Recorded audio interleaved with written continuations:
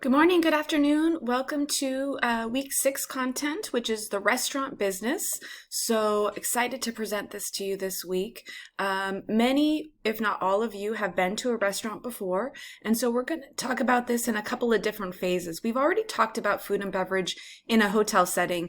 And then we did a deeper dive into beverage with all of your great presentations last week. And so now we're going to think about the restaurant business and the business side of it before the business operations. And so at the root of all restaurants is food and serving that in a variety of different ways that it can be served. But in this particular week, we'll first focus on what types of restaurants or classifications of restaurants there are, what some trends are, and then some basics on the restaurant business. Some supporting activities to help make sure that you've understood the content is an exercise, one of my favorites of the whole semester, which is build your own restaurant. And so you'll be able to look at the content about the classifications of restaurants and some trends, and then determine what you would think would be a good design. And so as we scroll through the activities for this week that I have prepared, you'll be able to look at some of the culinary practices as well. Again, food is at the root, so we first have to start with some of the basics. And I like to point out some of the kind of business side of it that is really important to the success, which is thinking about menu development and then the safety and sanitation. You'll need to look, again, when you're preparing for your build your own restaurant, who is your target market? Who are the guests that you're hoping will patronize your restaurant? What is the concept? Is it a casual restaurant? Is it good for children? Is it more formal? Is it more romantic? Is it an ethnic cuisine? Thinking about the location. The ambiance. I love thinking about this because a lot of what you decide here at your concept needs to be pulled through in the ambiance. For example, if you like a lively sounding restaurant, right? You would want to use a lot of hard surfaces because that will make it for a kind of louder environment. Whereas conversely, if you were looking for more of a quiet place for people to be able to talk, you'd want to use a lot more fabrics because those absorb sound. So the decor, if you will, or ambiance of the restaurant can actually help to support the concept. And then menu planning.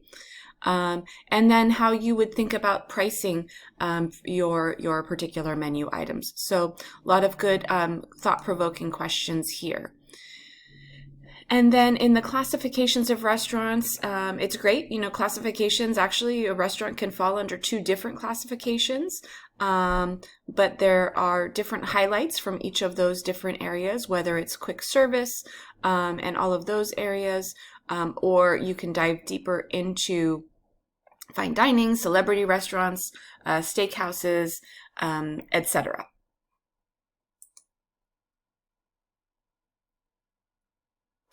And I do have a couple of trends here, kind of going back to 2022, because I think it's always interesting to look and see what did those trends predict, and did that come true, and then what it looks like in 2024. And so I'm constantly updating this with some different years so that you can see some of the upcoming trends. So now here's your restaurant assignment. And so important to note that this is going to be due March 4th. And so very simply, what is your concept? What is the restaurant concept? What market or what kind of demographic of people are you targeting? What is the location? You don't have to have a specific address, but a city or a suburb or beach. If that's the kind of concept that you're going for. If you do have a location in mind, that's great. Please include it. And ambiance or decor elements. What would you include that kind of supports these? And then your menu design and price. So I'm looking for at least 3 menu items and a beverage menu, and then assign the pricing for each menu item. So if this is your passion or what have you, you can go ahead and do as much as you want, but I would need at least 3 menu items depending on what kind of concept you have. It could be an appetizer, a main, or a dessert, whatever is applicable, right? If you're doing a coffee shop, then you might only have or a donut shop, I should say, you could only have donuts and a more extensive beverage menu. But you get the drift. You're going to give me at least 3 menu items and their prices, okay? And we're going to build onto that in the next assignment. I do also have as a reminder, and this is actually not due yet, but I have included this for the last couple of weeks because it's going to build on all of the concepts that we're learning in food and beverage from chapters 4 to 7. I just put this here so that you can have it in mind for when we're going to be able to get that completed after you've viewed all the content.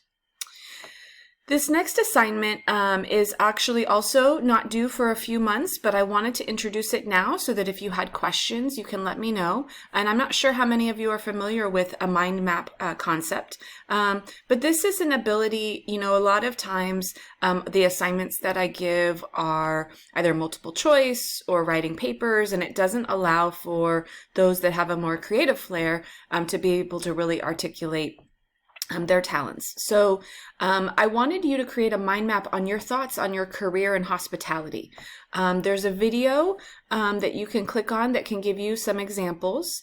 And there's also a attachment that is an example as well. I want to stress it's just an example. You don't need to purchase any software.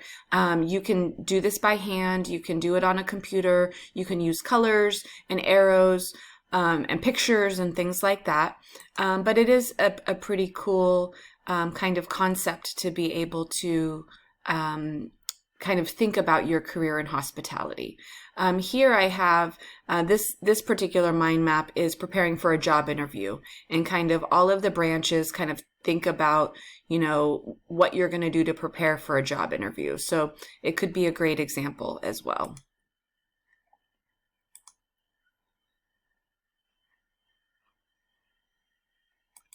Okay, so to wrap up, at the end of this week's information, after being able to review both the materials in the book and the content that I have posted online, to be able to get to know a little bit more about the restaurant business, how restaurants are classified, some trends in food and beverage.